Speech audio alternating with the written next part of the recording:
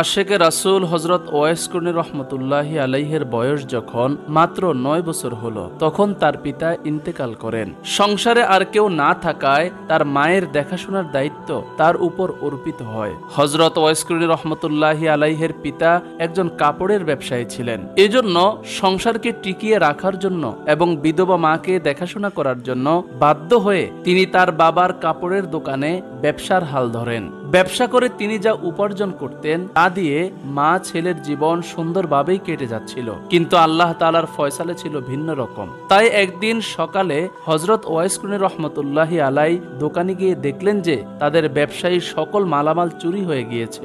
এই খবর শুনে তার মাও দোকানে আসলেন এবং হাহুতাশ করতে লাগলেন। তখন হযরত ওয়াইস কর্ণী রহমতুল্লাহি আলাই তার মাকে সান্ত্বনা দিয়ে বললেন, মা, আল্লাহ তাআলা যা করেন বান্দার মঙ্গলের জন্যই করেন, অতএব আপনি চিন্তিত হবেন না। আল্লাহ তাআলা চাইলে অবশ্যই এর চাইতে আরো উত্তম রিজিকের ব্যবস্থা আমাদের জন্য করে দিতে পারেন। এরপর হযরত ওয়াইস কর্ণী রহমতুল্লাহি আলাই কাজের উদ্দেশ্যে তার এক প্রতিবেশীর নিকট গমন করলেন এবং তাদের ভেড়া পালনের দায়িত্ব গ্রহণ করলেন। প্রতিদিন সকালবেলা তিনি তাদের ভেড়াগুলো নিয়ে মাঠে যেতেন এবং সারা দিন ভেড়াগুলো চড়াতেন, আর ক্লান্ত হয়ে পড়লে মাঠের এক পাশে গাছের নিচে বিশ্রাম গ্রহণ করতেন এবং আল্লাহ তাআলার জিকিরে মগ্ন থাকতেন।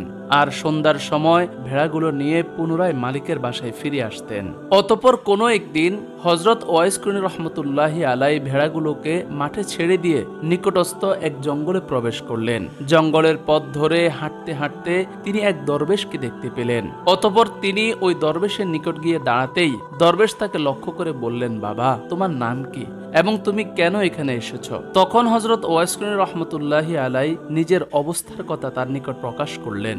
দরবেশ তার করুণ অবস্থার কথা শুনে তার হৃদয়ে দয়া সঞ্চার হলো। তখন দরবেশ হযরত ওয়াইস কর্ণী রহমতুল্লাহি আলাইকে নিজের সঙ্গী হিসেবে গ্রহণ করে নিলেন এবং বললেন, বাবা, তুমি প্রতিদিন আমার নিকটে আসা যাওয়া করিও, কিন্তু সাবধান, কাউকে সঙ্গে নিয়ে আসিও না।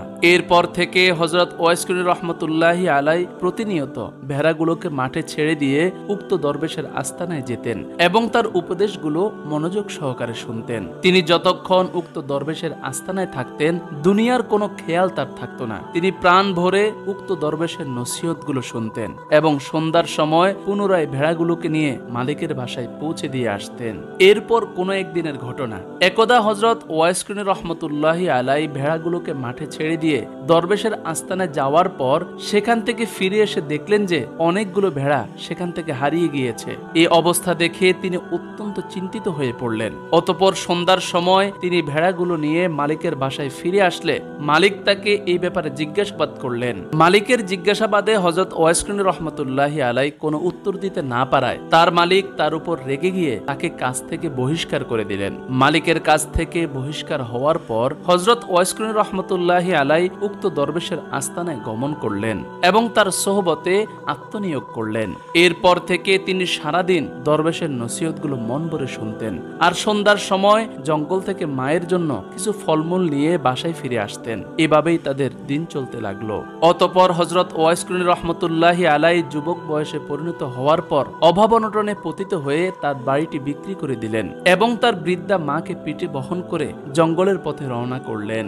গভীর জঙ্গলে পৌঁছার পর হযরত ওয়াইস কর্ণী রহমতুল্লাহি আলাই সেখানে থাকার মনস্থ করলেন। অতঃপর তিনি জঙ্গলের লতাপাতা দিয়ে ছোট্ট একটি ঘর তৈরি করলেন এবং নিজেদের জীবিকা নির্বাহ করার জন্য একটি উট ক্রয় করলেন। অতঃপর উক্ত উটের দুধ এবং জঙ্গলের ফলমূল খেয়ে হযরত ওয়াইস কর্ণী রহমতুল্লাহি আলাই এবং তার মায়ের দিনকাল কোনো রকম কাটতে লাগলো। মাকে নিয়ে জঙ্গলে আসার পর হযরত ওয়াইস কর্ণী রহমতুল্লাহি আলাই সর্বদাই আল্লাহ তাআলার ইবাদত করতেন এবং মায়ের খেদমতে লিপ্ত থাকতেন। তার মায়ের অবস্থা এমন ছিল যে তিনি অতিরিক্ত বৃদ্ধা হওয়ার কারণে দৃষ্টিশক্তি হারিয়ে ফেলেছিল। এজন্য তিনি একাকী কিছুই করতে পারতেন না। আর এই কারণেই হযরত ওয়াইস কর্ণী রহমতুল্লাহি আলাই সর্বদা মায়ের খেদমতেই পড়ে থাকতেন। সামান্য সময়ের জন্যও তিনি লোকালয়ে যাওয়ার সুযোগ পেতেন না। যদিও হযরত ওয়াইস কর্ণী রহমতুল্লাহি আলাই রাসূল পাক সাল্লাল্লাহু আলাইহি ওয়াসাল্লামের জামানার লোক ছিলেন, কিন্তু শত ইচ্ছা থাকা সত্ত্বেও তার অন্ধ মায়ের খেদমতের কারণে তিনি রাসূল পাক সাল্লাল্লাহু আলাইহি ওয়াসাল্লামের সোহবত থেকে মাহরুম হয়েছিলেন। এদিকে একদা একদা রাসূল পাক সাল্লাল্লাহু আলাইহি ওয়াসাল্লাম সাহাবীদের সাথে কথা বলার সময় হঠাৎ বলে উঠলেন, আমার উম্মতের মাঝে এমন একজন ব্যক্তি আছে যার সুপারিশের মাধ্যমে আল্লাহ তাআলা বনি মুজার গোত্রে যত ছাগল রয়েছে উক্ত ছাগলের পশমের সমপরিমাণ লোককে ক্ষমা করে দিবেন। এই কথা শুনে সাহাবাই কেরাম জিজ্ঞাসা করলেন, হে আল্লাহর রাসূল, সেই ভাগ্যবান ব্যক্তি কে? তার নাম কি? তার পরিচয় কি? রাসূল পাক সাল্লাল্লাহু আলাইহি ওয়াসাল্লাম তখন বললেন, তার নাম হলো ওয়াইস করনী। তখন সাহাবাই কেরামগণ বললেন, হে আল্লাহর রাসূল, এই নামের কাউকে তো আপনার নিকট কখনো আসতে দেখিনি, তাহলে আপনি তাকে কিভাবে চিনলেন? নবীজি সাল্লাল্লাহু আলাইহি ওয়াসাল্লাম তখন বললেন, আমি তাকে অবশ্যই চিনি, কিন্তু আজ পর্যন্ত তার সাথে আমার সরাসরি সাক্ষাৎ হয়নি। এসব কথা শুনে সাহাবাই কেরাম বিস্ময়ে হতবাক হয়ে গেলেন এবং তাকে খুঁজে বের করার জন্য অস্থির হয়ে উঠলেন। কিন্তু রাসূল পাক সাল্লাল্লাহু আলাইহি ওয়াসাল্লামের জীবদ্দশায় তারা কেউ তার খোঁজ পায়নি। একদিনের ঘটনা, একবার কয়েকজন সওদাগর খাবার ভর্তি একটি নৌকা নিয়ে মিশর থেকে মদিনায় যাচ্ছিল।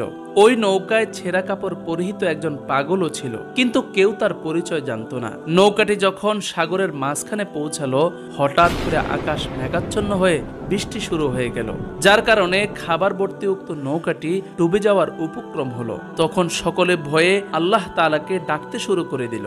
ঠিক এমন সময় উক্ত পাগল ব্যক্তিটি নৌকা থেকে সাগরের মধ্যে নেমে গেল এবং সাগরের উপর জায়নামাজ বিছিয়ে নামাজ পড়তে আরম্ভ করলো। তার অবস্থা দেখে সকলের বুঝতে আর বাকি রইল না, ইনি অবশ্যই আল্লাহ তাআলার একজন প্রিয় বান্দা হবেন। তখন সকল যাত্রীগণ তাকে লক্ষ্য করে বলল, হে আল্লাহর ওলি, আপনি আমাদের নাজাতের জন্য আল্লাহ তাআলার কাছে দোয়া করুন। তখন তিনি বললেন, তোমরা যদি বাঁচতে চাও তাহলে নৌকা থেকে পানিতে নেমে আসো, কেননা কিছুক্ষণের মধ্যেই এই নৌকাটি পানিতে ডুবে যাবে। সকলে তার কথা মতো নৌকা থেকে পানিতে নেমে আসলো, কিন্তু তাদের কাছে মনে হচ্ছিল তারা যেন পানিতে নয় বরং মাটিতে নেমে এসেছে। অতঃপর তারা হাঁটতে হাঁটতে উক্ত দরবেশের নিকট গিয়ে উপস্থিত হলো।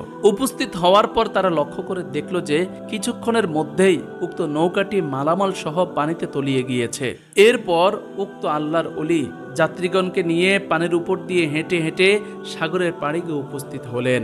তখন সকলে তাকে লক্ষ্য করে বলল, হে আল্লাহর ওলি, মেহেরবানি করে আপনি আপনার পরিচয় আমাদের নিকট খুলে বলুন। তখন তিনি বললেন, আমার নাম হলো ওয়াইস করনী। তার পরিচয় পাওয়ার পর সকলে আনন্দিত হলো এবং সকলেই তাকে করজোর করে অনুরোধ করে জানালো, হে আল্লাহর ওলি, আমরা মদিনার দুর্ভিক্ষের কথা শুনে মদিনার গরিব লোকদের জন্য নৌকা ভর্তি করে খাবার নিয়ে মিশর থেকে মদিনার উদ্দেশ্যে রওনা করেছি। আপনি যদি আল্লাহ তাআলার কাছে দোয়া করে নৌকাটি ফিরিয়ে দেওয়ার ব্যবস্থা করতেন তাহলে মদিনার গরিব লোকদের বেশ উপকার হতো, কেননা তারা দারুণ খাদ্য কষ্টের মধ্যে পতিত হয়েছে। সকলের অনুরোধে হযরত ওয়াইস করনী রহমতুল্লাহি আলাইহি তাদেরকে লক্ষ্য করে বললেন, যদি নৌকাটি আল্লাহ তাআলা ফিরিয়ে দেন তাহলে কি তোমরা মদিনায় যাবে এবং মদিনার গরিবদের মুখে খাবার তুলে দিবে? তখন যাত্রীগণ বললেন, জি অবশ্যই আমরা মদিনায় যাব এবং মদিনার গরিব লোকদের মুখে খাবার তুলে দেব। তাদের কথা শেষ হতেই হযরত ওয়াইস করনী রহমতুল্লাহি আলাইহি সেজদায় পড়ে আল্লাহ তাআলার কাছে দোয়া করলেন এবং দোয়া শেষ করে তিনি তাদেরকে লক্ষ্য করে বললেন, তোমরা সাগরের দিকে তাকিয়ে দেখো, আল্লাহ তাআলা তোমাদের নৌকাকে খাবার সহ ফিরিয়ে দিয়েছেন। অতঃপর তারা সাগরের দিকে লক্ষ্য করতেই তাদের নৌকাটি দেখতে পেল এবং আল্লাহ তাআলার দরবারে শুকরিয়া আদায় করলো। আল্লাহ তাআলার শুকরিয়া আদায় করার পর তারা পিছনে ফিরে তাকাতেই হযরত ওয়াইস করনী রহমতুল্লাহি আলাইহিকে আর দেখতে পেলেন না, তিনি কোথায় যেন অদৃশ্য হয়ে গেলেন। এরপর হযরত ওমর রাদিয়াল্লাহু তাআলা আনহু এর খেলাফতকালে হযরত ওমর রাদিয়াল্লাহু তাআলা আনহু আলী রাদিয়াল্লাহু তাআলা আনহুকে সঙ্গে নিয়ে হযরত ওয়াইস করনী রহমতুল্লাহি আলাইহি এর খোঁজে বের হলেন। অতঃপর তারা যেতে যেতে কুফার একটি মসজিদে আগমন করলেন। এরপর তারা সেখানে প্রবেশ করে মুসল্লিদেরকে জিজ্ঞাসা করলেন, হে কুফার অধিবাসীরা, আপনারা কি ওয়াইস করনী নামে কাউকে চেনেন? তখন মুসল্লিদের মধ্যে সকলেই বলে উঠল, না হুজুর, আমরা ওয়াইস করনী নামে কাউকে চিনি না। তাদের কথা শুনে হযরত ওমর রাদিয়াল্লাহু তাআলা আনহু আবার বললেন, আপনাদের মধ্যে করন নামক এলাকার কেউ আছে? থাকলে মেহেরবানি করে একটু উঠে দাঁড়ান। হযরত ওমর রাদিয়াল্লাহু তাআলা আনহুর কথা শুনে তখন এক ব্যক্তি উঠে দাঁড়ালো। ওই ব্যক্তি দাঁড়ানোর পর হযরত ওমর রাদিয়াল্লাহু তাআলা আনহু তাকে জিজ্ঞাসা করলেন, আপনি কি ওয়াইস করনী নামে কাউকে চেনেন? তখন সে বলল, হুজুর, আমি ওয়াইস করনী নামে এক ব্যক্তিকে চিনি। তবে আমি যাকে চিনি সে তো একজন পাগল, সে জঙ্গলে থাকে এবং জঙ্গলের ভিতরে সে উট চড়ায়। তার কথা শুনে হযরত ওমর রাদিয়াল্লাহু তাআলা আনহু বললেন, ওই ব্যক্তির কিছু বিবরণ আমাকে দিন। ওই ব্যক্তি তখন বলা শুরু করলো, আমি যাকে চিনি সে এক আজব মানুষ, কেননা লোকেরা যখন হাসে সে তখন কান্না করে, আর লোকেরা যখন কান্না করে তখন সে হাসতে থাকে এবং লোকদের সাথে তেমন কোনো কথাবার্তা বলে না। সব সময় সে লোকালয় থেকে দূরে থাকে। এই লোকের মুখে সকল কথা শুনে হযরত ওমর রাদিয়াল্লাহু তাআলা আনহু লোকটিকে নিয়ে হযরত ওয়াইস কুনি রহমাতুল্লাহি আলাইহি এর সন্ধানে বের হয়ে পড়লেন। বহু খোঁজাখুঁজি করার পর তারা জঙ্গলের ভিতরে একটি গাছের নিচে নামাজরত অবস্থায় এক ব্যক্তিকে দেখতে পেলেন। উক্ত ব্যক্তির পোশাক পরিচ্ছদ এবং শারীরিক অবস্থা দেখলে যে কারো পাগল বলে ধারণা হবে। হযরত ওমর রাদিয়াল্লাহু তাআলা আনহু উক্ত ব্যক্তির নামাজ শেষ হওয়া পর্যন্ত একটি গাছের আড়ালে দাঁড়িয়ে রইলেন। ওই ব্যক্তির নামাজ শেষ করার পর তিনি উঠে দাঁড়ালেন। হযরত ওমর রাদিয়াল্লাহু তাআলা আনহু এবং আলী রাদিয়াল্লাহু তাআলা আনহু তার নামাজ শেষ হওয়ার পর তার নিকট গিয়ে উপস্থিত হলেন এবং তাকে সালাম দিলেন। সালাম দেওয়ার পর ওই ব্যক্তিটি তাদের সালামের জবাব দিয়ে পুনরায় সেও তাদেরকে সালাম দিলেন। অতঃপর হযরত ওমর রাদিয়াল্লাহু তাআলা আনহু সালামের জবাব নিয়ে তাকে জিজ্ঞেস করলেন, ভাইজান আপনার নাম কি? মেহেরবানি করে আপনার পরিচয় আমাদের নিকট খুলে বলুন। তখন ওই ব্যক্তিটি বলা শুরু করলো, আমার নাম হলো ওয়াইস করনি। এই কথা শুনে হযরত ওমর রাদিয়াল্লাহু তাআলা আনহু তাকে বললেন, মেহেরবানি করে আপনার ডান হাতটা একটু দেখান। তখন তিনি তার ডান হাতটা খুলে দেখালেন। হযরত ওমর রাদিয়াল্লাহু তাআলা আনহু তার ডান হাতের তালুর দিকে ভালো করে লক্ষ্য করে দেখলেন যে তাতে শুভ্র চিহ্ন আছে কিনা, কেননা রাসূল পাক সাল্লাল্লাহু আলাইহি ওয়াসাল্লাম হযরত ওয়াইস কুনি রহমাতুল্লাহি আলাইহির ব্যাপারে বলেছেন তার ডান হাতের তালুতে শুভ্র চিহ্ন থাকবে। হযরত ওমর রাদিয়াল্লাহু তাআলা আনহু রাসূল পাক সাল্লাল্লাহু আলাইহি ওয়াসাল্লামের ভাষ্যমতে তার হাতের তালুতে শুভ্র চিহ্ন দেখতে পেলেন। দেখতে পাওয়ার সাথে সাথে আল্লাহ তাআলার দরবারে শুকরিয়া আদায় করলেন এবং তাকে লক্ষ্য করে বললেন, আপনিই প্রকৃত ওয়াইস কুনি রহমাতুল্লাহি আলাইহি, যাকে আমরা দীর্ঘ সময় ধরে খুঁজছি। হযরত ওমর রাদিয়াল্লাহু তাআলা আনহুর কথা শুনে তখন সে বলল, আপনাদের মনে হয় কোথায় ভুল হচ্ছে। এই কথা বলার পর অতঃপর সে পুনরায় বলতে শুরু করলো, যাই হোক এখন বলুন আপনারা কারা এবং কেন এখানে এসেছেন। উত্তরে হযরত ওমর রাদিয়াল্লাহু তাআলা আনহু এবং হযরত আলী রাদিয়াল্লাহু তাআলা আনহু নিজেদের পরিচয় দিয়ে বললেন, আমরা আপনার নিকট রাসূল পাক সাল্লাল্লাহু আলাইহি ওয়াসাল্লামের পক্ষ থেকে এসেছি। আমরা রাসূল পাক সাল্লাল্লাহু আলাইহি ওয়াসাল্লামের প্রিয় সাহাবী। আমার নাম ওমর এবং আমার পাশে যিনি দাঁড়িয়ে আছেন তার নাম আলী। হযরত ওয়াইস কুনি রহমাতুল্লাহি আলাইহি যখন ওমর রাদিয়াল্লাহু তাআলা আনহু এবং আলী রাদিয়াল্লাহু তাআলা আনহুর পরিচয় পেলেন তখন তিনি কান্না করা শুরু করলেন আর বলতে লাগলেন, আপনারা খুবই ভাগ্যবান, কেননা আপনারা আপনাদের দৃষ্টির মাধ্যমে রাসূল পাক সাল্লাল্লাহু আলাইহি ওয়াসাল্লামকে দেখেছেন, তার সামনে বসেছেন, তার কাছ থেকে তালিম গ্রহণ করেছেন। আপনাদের মতো এমন মহান ব্যক্তি কেন এই পাগলের নিকট উপস্থিত হয়েছেন। তার কথা শুনে হযরত ওমর রাদিয়াল্লাহু তাআলা আনহু বললেন, প্রিয় ভাই, আমরা আপনার নিকট রাসূল পাক সাল্লাল্লাহু আলাইহি ওয়াসাল্লামের পরিহিত জুব্বা মুবারক নিয়ে এসেছি। আমাদের উদ্দেশ্য হলো নবীজি সাল্লাল্লাহু আলাইহি ওয়াসাল্লাম বলেছেন আপনি যেন নবীজির গুনাহগার উম্মতের জন্য দোয়া করেন, আর এজন্যই আমরা আপনার নিকট দোয়া চাইতে এসেছি। তাদের কথা শুনে হযরত ওয়াইস কুনি রহমাতুল্লাহি আলাইহি তাদেরকে লক্ষ্য করে বললেন, কোথায় আমার নবীজির জুব্বা মুবারক, মেহেরবানি করে আমাকে দিন। এই কথা বলার পর হযরত ওমর রাদিয়াল্লাহু তাআলা আনহু নবীজির জুব্বা মুবারক তাকে দিয়ে দিলেন। জুব্বা মুবারক পাওয়ার সাথে সাথে আবেগে শুকরিয়া জানানোর উদ্দেশ্যে সিজদায় জমিনে লুটিয়ে পড়ল এবং সিজদায় পড়ে তিনি কি যেন গুনগুন করে বলছিলেন। দীর্ঘ সময় অতিবাহিত হওয়া সত্ত্বেও যখন তিনি সিজদা থেকে মাথা তুলছেন না তখন হযরত ওমর রাদিয়াল্লাহু তাআলা আনহু তাকে ডাক দিলেন।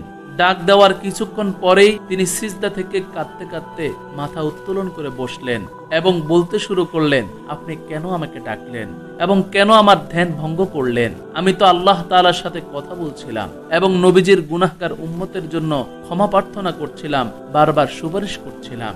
শুনে রাখুন, আল্লাহ তাআলা আমার সুপারিশের কারণে আরবের বনে মুজার গোত্রের যত ছাগল রয়েছে উক্ত ছাগলের পশমের সংখ্যা অনুযায়ী গুনাহগার উম্মতকে জাহান্নাম থেকে নাজাত দেওয়ার ওয়াদা দিয়েছেন। হে আল্লাহর হাবিবের প্রিয় সাহাবী ওমর রাদিয়াল্লাহু তাআলা আনহু, আপনি শুনে রাখুন, যদি আমাকে না ডাকতেন তাহলে আমি ততক্ষণ পর্যন্ত সিজদা থেকে মাথা তুলতাম না যতক্ষণ না আল্লাহ তাআলা নবীজির সকল গুনাহগার উম্মতকে ক্ষমা করার ব্যাপারে ওয়াদা না করতেন।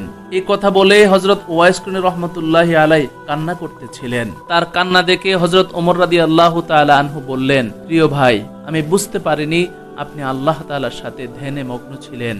এরপর হযরত ওয়াইস কর্ণী রাহমাতুল্লাহি আলাইহি উঠে দাঁড়ালেন এবং বিভিন্ন বিষয়ে হযরত ওমর রাদিয়াল্লাহু তাআলা আনহু এবং আলী রাদিয়াল্লাহু তাআলা আনহুর সাথে কথা বললেন।